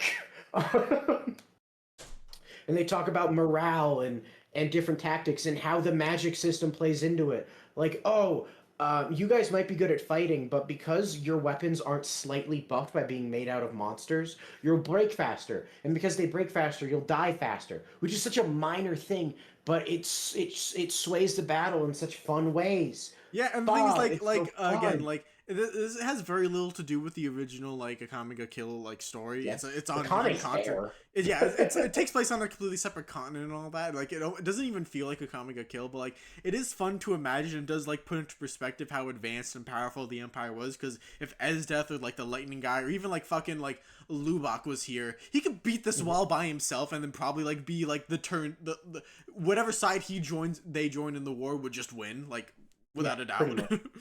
Yeah, and then like adding to that is like, okay, then we go to the end. And what happens at the end? Manga gets At the end, we axed. get it gets axed, but like beyond that, we get a fun arc of them like training to try and figure out how to become rulers, how to not just be generals, but how to be rulers, how to be diplomatic, and the pros and cons of that. Like, one of them tries joining a marriage. Like basically, they're gonna pretend to be allies with this big nation and then betray and kill them during the battle itself. And because of that, Hinoa has to do a marriage. And the evil king is like, okay, my evil son is gonna marry you, and she's like, okay. So then she goes to form. He's like, hey, strip for me, and she's like, fine. And then he's like, I'm gonna fuck you now. And then she beats the shit out of him. Comes back and says, I beat the shit out of your son because he tried to fuck me The vows. before the wedding. He better prove himself in the battle if you want me to date him. And he's like, that's fair. The Like thing is, literally, the kid's that like that. scene is like so satisfying after all the shit they've I pulled don't and all agree. of I these think it's things. fucking bullshit and unearned because of all the shit they pulled. Um, I tick me off more than anything. But like on its own, it makes sense. Like or like the fight, the last fight we get is actually really fun. Where this girl who's literally like 4'11" is like, I'm gonna be the greatest warrior. I'm gonna be so fucking badass and cool. But then she fights like a huge hulking man who's been training his whole life, and like she does a good fight, but she loses, and she's like, fuck. And he's like, she was badass, but she's young and experienced. Also, I am 8 feet tall, and she is 4 feet tall. So then she goes and jumps him in a swamp, and she has all this gear ready to fight him for the train, and he has nothing. And she fights him, and she's being sneaky and coy. And he's like, "We're old. It comes with it. When you're young, you need to be scrappy and smart to make it by. But with age comes like a type of pride that like gets you killed, and it's really interesting." And then Andy loses because her friend was hiding in a tree and shoots him in the neck with an arrow. And then when she decapitates him, he smiles, and it's like that was just a good fight. All Yeah. of that was good. That was a good fight. Also, it helped that he didn't threaten to sexually assault her. That was nice. Because oh my god, Puff! I remember I called this on like episode 2, and I was right. Every time a guy shows up in a comic got killed and fights a girl, 99% chance he's gonna threaten to sexually assault her. And now, speaking of that, things are gonna get bad from here. Genuinely, like not good. Go away. Oh yeah, okay, here's where the weird stuff starts coming No, up. okay, we'll start. Okay, no, we'll start with how each series treats it. Okay, Akame got killed. Rape is just like it's not treated with any weight, but that's because nothing in Akame got killed is treated with weight. Rape is just a fucking thing that happens, man. It's like, oh, people get murdered, people get tortured, people get raped. Wow, it like Akame got killed doesn't have the capability to really address any of the bad things that happen in it in depth. So while it's offensive, it doesn't feel standout. It feels like Akame got killed is just bad at handling anything heavy, man. Okay, they Yeah. don't know what they're doing. And then Akame got killed 0. I dropped at chapter 5 because you see a child fails a mission. So they are given a poison that gives them a happy dream, and as they die, their body wriggles and Dude, screams. I'm and just they're going left to in go a to like our DMs and just screenshot what we said when we made it to that point because we moved there like yes. around the same time. Yeah, I mean, we're not going to show you the screenshot. Fuck you. You shouldn't have to see that shit. I know. And then I'm they're not trying. left in a disgusting. Honestly, like it's Yeah, they actually left in a disgusting. pool of what I'm going to say is just their piss, but as Puff points out, was because it was a pleasure dream, was probably more than that, and it was so fucking gross and weird. And also, the artist of this series is like really fucking creepy. I dropped it there. I didn't read past that. I didn't want to. And then, based on what you talked about, it sounds like sexual assault is not treated any better going forward. But then, Yeah. God Crush happens, and I was like, this is the good manga. This will be handled well. So when we meet like a diet as death, and she's like, "Oh, I love raping and killing people. What do we fucking do?" But it's like everyone actually treats her like scary and weird. And it's like, okay. And then Akame kills her. It's like, yay, she's gone. Diet as death is gone. I didn't like her because there's a scene where it's like, haha, this old guy is because like she'll raid a village and like rape the head guy to death, and it's like, okay. Or and then like all of her goons do it to the people in there. It's like, okay, it's like Esdeth's crew again. Wonderful, fucking great. I'm so glad they're here. But it's more of the same. It's more of an understanding weight. Yeah. But then we hear that the king wants to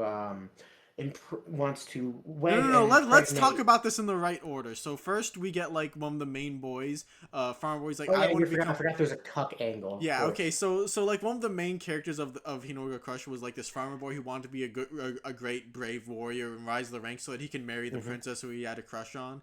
And then Mm-hmm. this enters in like kind of interesting plot line where like once he starts being like a rising star in the military, one of the older generals who's also aiming for the princess's hand starts beefing with him because he wants the prestige of being part of the royal family. Like he sees like her as like a means to gain power and to get and And prestige. shockingly, she, when she meets the two, is like, yeah, I like the nice, pretty boy my age. Shocker.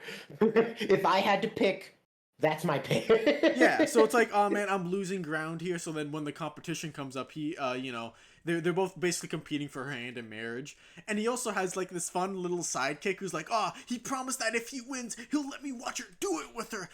And And I he think, literally describes this like this big burly man will destroy this beautiful innocent flower. It's gonna be so hot. It's like, okay, this guy's a fucking weird freak, I know, and it's but funny watching him get his he's a ass funny beat. little henchman. So like when he loses the turtle race, I like the turtle race, by the way. I just think that's Sure, lovely. it's super funny. Yeah, it's fun. And so after that, the general, because he didn't get the prestige of being part of the royal family, he decides, I'm gonna betray this country and let them get past the wall they spent the last arc defending. And so they do. Yes. And then the king of the opposing country's like, I want to take the princess as my wife, which from like a political standpoint makes sense. That if you want to take their territory and Yep. that's a very easy way to do that, but he makes the insane decision to decide to consummate their marriage and have sex with her in the middle of the battlefield. No, And that's so basically he defeats the bodyguard boy, decapitates him, and then he says, "I'm gonna go claim my prize." It's like, oh, what does that mean? Uh, we just get a rape scene where he just pins her down and rapes her, and it's treated as like I wouldn't know. I don't read them. But Puff, to me, it gave the vibe of like what I assume it would look like in like a hentai, where it's yeah, like, oh, it's fucked up and bad, but you're supposed to think it's hot because you're into this. And it's like, well, that's the hold thing. on. It was like way too lighthearted for the scene that came right before and right after. Like it's treated super lustful. Like it's treated as like, bad, but like for people who are into this. And then right after she's pulled out, she's crying. She's been literally fucking raped. And then she's given her fucking boyfriend's head. Because again, the symbols that all her hope is gone. She's fucked. And it's like, it was so fucking bad. And then what No. happens right after this, Puff? Oh, well, you see, in one of the platoons, there's these two other. I like to point out all the women in this are teenagers. There's two other teenagers. They get pinned and stripped, and this guy's like, "I'm not gonna rape him. I'm gonna give him to the king so he can do it." And you're like, "Okay, I guess that'll happen." So we go to the castle. He rapes the princess again, and it's just as horny. He's like, "I hate this fucking manga." And then we get these two, and genuinely, genuinely, genuinely, just kink. The smaller, like sassy, flat chested one is like, hey, you can't succumb to me. And then the next panel is her screaming as she gets raped. And it's like, I hate everything that's happening. And at the end, for all three of them, when he fucks him at the end, he's like, I see you were virgins. And then in one of the worst lines in all of manga, they meet up with her and say, hey, we are going to be your vassals. We have succumbed to him and how cool he is. And then she's like, what? And then later in private, they're like, we were lying. We didn't mean that. And then I'm We going to were read this taken word for aback. word. Okay, okay. No, no, don't say. Like, guys, this is genuinely like I think the most disgusted I've been by a line of manga ever. This is the 16-year-old who just got fucking assaulted. Talking to the princess who's being regularly assaulted by this same guy. She says, "We were taken aback by his sexual talents, but we took advantage of that to only pretend to become obedient to him." And that's when and that's when Puff everything hit me. Akame got killed. Akame got killed. And Akame got crushed. In this, rape is not bad for the reasons it should be. Rape is bad because it's sex with people. It's sex you don't want. Like, oh, it's inconvenient and not ideal, but it's still hot and fun. So, like, it's not great, but it's like, no, it's fucking. What the fuck are we doing? What is wrong with you? You deserve to get this shit axed. All You right, fucking now the menace. thing is, like, I am kind of interested to see how you'd react to like the lady I talked about in Zero, the bug lady, because like there is literally a scene very similar where like there's like this one spy lady who's like, I will never give in to you. Then the next scene is they're having sex and it's like, okay, I'll tell you everything because I love you now. And it's like it is like very funny and again, like I kind of like it for how absurd it is, and also like I think I'm far more willing to accept that a scene like that than this, because like again, it's the timing of it, because like you have the death of one of our main characters followed by like like literally like what was his main goal and motivation for the majority of the story being like basically brutalized and taken by the main villain. And then the scene right after is, oh, his head's on a platter in front of her face, and like I should be sad, right? But the scene right before was way too She's literally lighthearted. a prisoner who literally. This is another thing. He's like, "I'm gonna fuck you every day till you're pregnant," and it's like that's fucking that's insane. That's so fucking evil. But then after it, they're like, "Oh well, the sexual pleasure is pretty fucking amazing, but we don't like him." And it's like I am so fucking mad. All right, I'm gonna be, maybe I'm just like like a little like not as mad as you, but like there's like literally one like scene in this whole mess that I'm like I'm okay with this. Like I'm not gonna say it's like good writing or whatever, but like I'm okay with this in isolation. Is it the one of her making an angry face after they fuck for the 80th time? I don't know if it's the eighth. I thought it was like the second time where like he takes her from behind, and it was just like, okay, so this is like kind of in like a mundane way, showing that this is just gonna be the that bullshit. reminded me of? What? That reminded me of when Khal Drogo and Daenerys fuck for the first time. Khal Drogo rapes Daenerys, and it's like, oh, like literally the framing felt like identical. Yeah, like I was This like, is okay. also a much worse Khal Drogo Daenerys. Their entire dynamic, her dynamic with the king.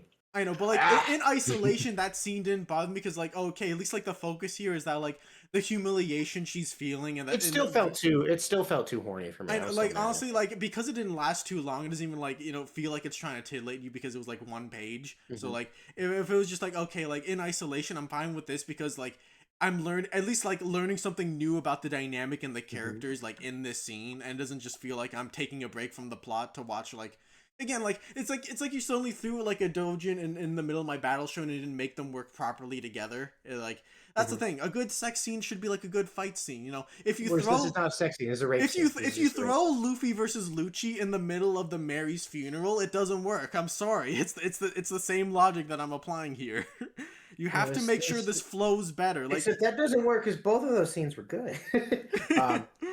It is infuriating. No, generally, it also because like this was like easily the best the author had been. Like generally before this, it felt like we were reading like fucking like shit like Mid Kingdom. It's like Mid Kingdom is still like like setting a level of expectations for what we should get. Yeah. And like the only joke was there was this one officer guy, and his whole thing is he would fuck sea creatures. And like that, hell yeah, that's like, my boy. I like him. I like him. I thought it was funny when he fucked the bug corpse. I thought that was great. But that was like the only one. And like there was a level of separation there. You'd only see like, oh, there's an octopus on his legs, or it's like I can settle for a stingray, and then we cut away. It's like it is absurd, and he is evil for doing it, but it's so over the top and dumb. Like, clearly he's a gag character in here, so like Well, like, he is also an S tier general because they have to get him killed. Yeah. but it's dumb enough that you can take it for like this is a fucking stupid gag. I can take it as a stupid gag. But then it's like this is not a stupid gag anymore. This is very serious and shit, and it makes me fucking livid. So conclusion: this is the I Got Crush is probably the worst thing I've ever read. That one volume is just like wow. How'd you and it's not that many volumes, and it gets axed, so it can't pay off any of the other things. Yeah, I remember like literally like it was so bad. It was like I started writing so many notes here about like things that like weren't even directly related, like the weird conundrum that a lot of like porn artists face when they suddenly start writing serialized works. Because like, you know, like obviously their fans are like, yeah, I'm happy for them. This is better for their portfolio and probably better for their wallet. But like, this is just a long drawn out version of what they were already giving me, man. I'm not a fan of this. So it's like, is that kind of, I thought for a second, I assumed that's what happened here. Like maybe like, oh, this, like, I guess like to clarify, like, the writer is the same for Akame ga Kill, Zero, and Crush, but like all three of them have different artists. So like, I'm not sure how many of them what their backgrounds are. I tried to look into it for the one for Crush because I was that interested. I couldn't really find anything, but like yeah. Well, here's one thing that I will say is I haven't read it, but I would bet money. I don't know about best, but least annoying and reprehensive is we haven't read it, but Akame ga Kill author's current series, Chain Soldier, is probably the best one. Just because from what I can tell, it doesn't take itself too fucking seriously, and it kind of just acknowledges that it's just I want a bunch of dommy mommies, please. Like it seems like it knows what it fucking is. Racino got crushed, could not fucking decide for the life of it what it fucking was. I swear, the it's the is, like, one volume, man. It's like it had a solid idea until that one volume. No, because here's the thing, that fucking chapter is like, that should be on a website you can only get to by clicking through 80 fucking ads, and it lags like shit. That's where you don't find it in the middle of a fucking Diet Kingdom. Why is this in the middle of my Diet Kingdom? It ruined my fucking day. You know, it's like, I don't want to say, like, you can't combine, like, a battle shown with sexy, because that's just not true. I'm a big fan of Fate Stay Night. Well, actually, Puff, I have a bit of a point. What? Does Hinoa Got Crush actually have a single sex scene, or is every single one a rape? You're right. No, there is. There's one consensual one with the boob lady in her introduction. Right, There's okay. one. But then she goes on to rape like a million fucking people, so I feel like that kind of balances out.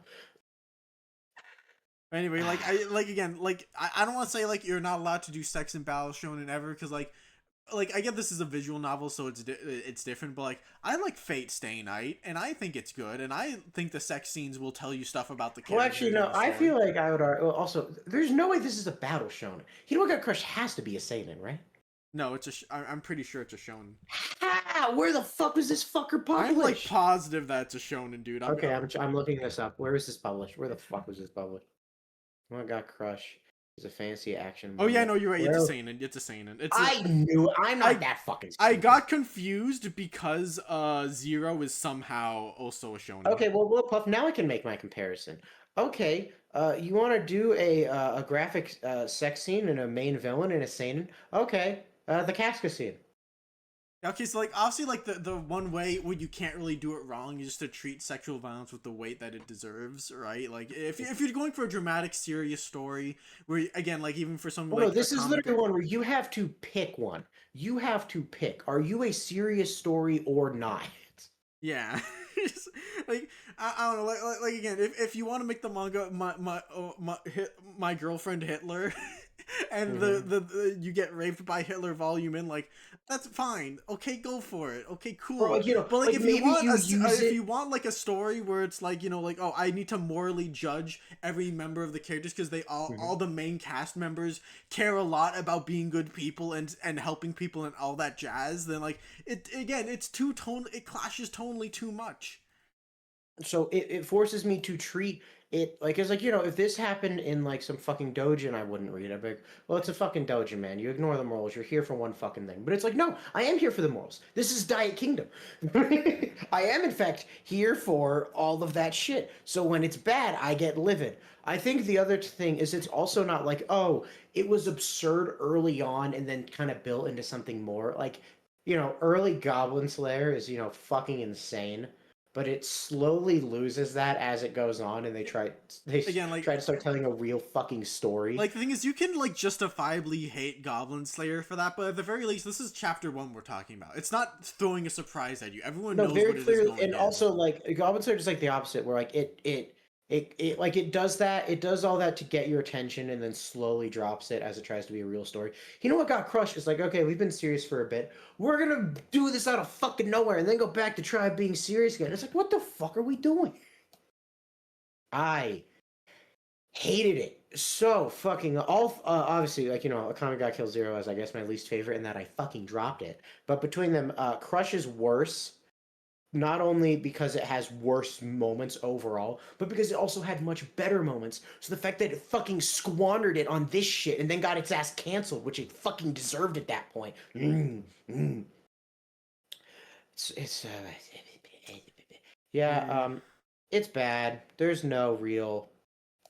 There's it's nothing. unfortunate. It's I guess like while it's we're bitching, gross. I'll just say this: like even the bug lady that I like for being absurd, they go a bit too far because after she dies, they introduce these two kids and like, yeah, we were also indoctrinated by the evil lesbian, and she showed us her ways. And it's like, oh no, you made her. And now it's just uncomfortable knowing that she was a pedophile too, and not like a 16-year-old pedophile. Like we're talking about 12, 11-year-olds, and that's just no fun. That's no fun. It's Akame got killed and all that is. Here's the thing. I was so sad because I finished Akame got killed and I was like, oh, I'm free. I can. The author ended good. I can keep going. And then I read Zero and I was like, oh wait, this aired during Akame got killed. These are simultaneous. So when it was shit and I dropped it, I was like, of course it was shit and I dropped it. But then Hero got crushed. It was like, oh my god, he learned how to be an author and now I'm seeing it. Oh my god, I'm so happy. Like Puff literally just put the fucking. I'll send it to you. The screenshot I sent you for when I was describing why I fucking hate Crush. I'll send it again. Uh, yeah. Hino got crushed. Oh, look, a likable cast. World building. It's Diet Kingdom. Wait, no. Oh, fuck. No shit. Are you fucking kidding me? Are you? Why? Why are we doing this? I remember you said, "Oh yeah, I'm liking it so far." And I said, "I have thoughts about certain things, but I'll save them for later." You It's said that, and I definitely was the like, I best wonder what one so he's. far. I remember you said that, and I was like, oh, is he gonna have like some minor criticisms about certain villains or characters? I can probably agree with that. And then I thought it was just gonna be mid. I thought it was just gonna be mid, and then it became the worst. Okay. We've been going for 90 minutes. Guys, it's bad. I'm sorry that we had to talk Oh about. We man. thought it would just be making fun of that one stupid anime from when we were when we were in middle school. What the fuck happened? Ah. Oh man. If Do we NC Hammer said this had a better female, oh dude, the best female character's gonna like Clever got killed kind of beats Fairy Tail. Fucking dead ass You said have this. two okay female characters with Akame and her sister, and that's like, You also brother. kind of have to acknowledge like Akame got killed treats women as a whole. Yeah. Like the concept of being a female character in a comic got killed. Okay, that's all. All right, all right, all right. But well, the thing is, like, we could have done, guys. I'm gonna ask you a favor. Next time, I say we should do Chainsaw Man next. Bully Shiki in the comment section till he says yes. He likes shitting on chibi reviews, and so this will give him an opportunity to do that. I know No, he'll here's crack. the I thing, know he'll guys. crack. Okay, so guys, first of all, Puff is we're not uploading next week. Puff is busy, and then after that, we'll probably do One Piece, and then after that, I think you guys can understand me now that we've gone through this video together. I want to read something that I like, man. I want to read something that puts me in a good Dude, mood. I Chainsaw Man put doesn't my put me in Yu-Gi-Oh and my Pretty Cure on hold to read and watch this shit. a I'm then we so watch happy Pretty to be Cure back with right Yu-Gi-Oh. after. Unless, yes, Merrick, tell me about your sad backstory about how you wanted to ride on a So motorcycle when you were a basically, kid. Yes, I'm odds happy are, and again. also I want something that puts me in a good mood. I say good mood. I'm gonna bring up something that has a genocide. So I don't want to read Berserk because Berserk is great, but it puts me in a bad mood. Obviously, it's supposed to. Yeah. At least a lot of it. Golden Age. I'm not coming out of Golden Age happy. I'm not supposed to. And then Chainsaw Man. I don't like Chainsaw Man, and also Chainsaw Man has a lot of things that. Ugh. So Yeah, we basically, could our just hold third, off on it for a bit. yeah. So basically, our third option of even though there is a genocide in it is probably gonna do FMA because FMA is gonna put me in a good mood. FMA Yeah, puts me in a good mood. it's FMA like makes me a lighthearted action adventure for most. lighthearted, like batch compared to the other fucking shit. It's a walk in the park by comparison. It's a lot closer to One Piece, where it's like it's a lighthearted, cool anime that will occasionally, and then when the main plot kicks in, delve into heavy subject Yes. matter. So basically, we'll do that. I've seen Brotherhood a million times. I don't think I have to rewatch all of it. We'll rewatch the OG series. We'll read the manga. We'll watch the Hitler movie. I'm so excited for that. It's gonna be so fucking. I Weird. I haven't seen the Um, movie, so I can't wait for that. Hitler movie. So yeah, next is FMA. We've only ever brought it up to make fun of people think it has a good female male cast. Guys, we like FMA. That's just a really easy talking point. It's gonna be a very positive. It's gonna be a very positive video. Uh, Goodbye. This shit Bye, sucked. This was everyone. my idea. Worst idea I've ever I fucking know. had. There were times where I hated Shiki for this, where I'm like, you did this. You put me You here. were hating it. You were mad at me when we were like 3 episodes into Akame ga Kill and we're just bored. And I was like, shut up, we're fine.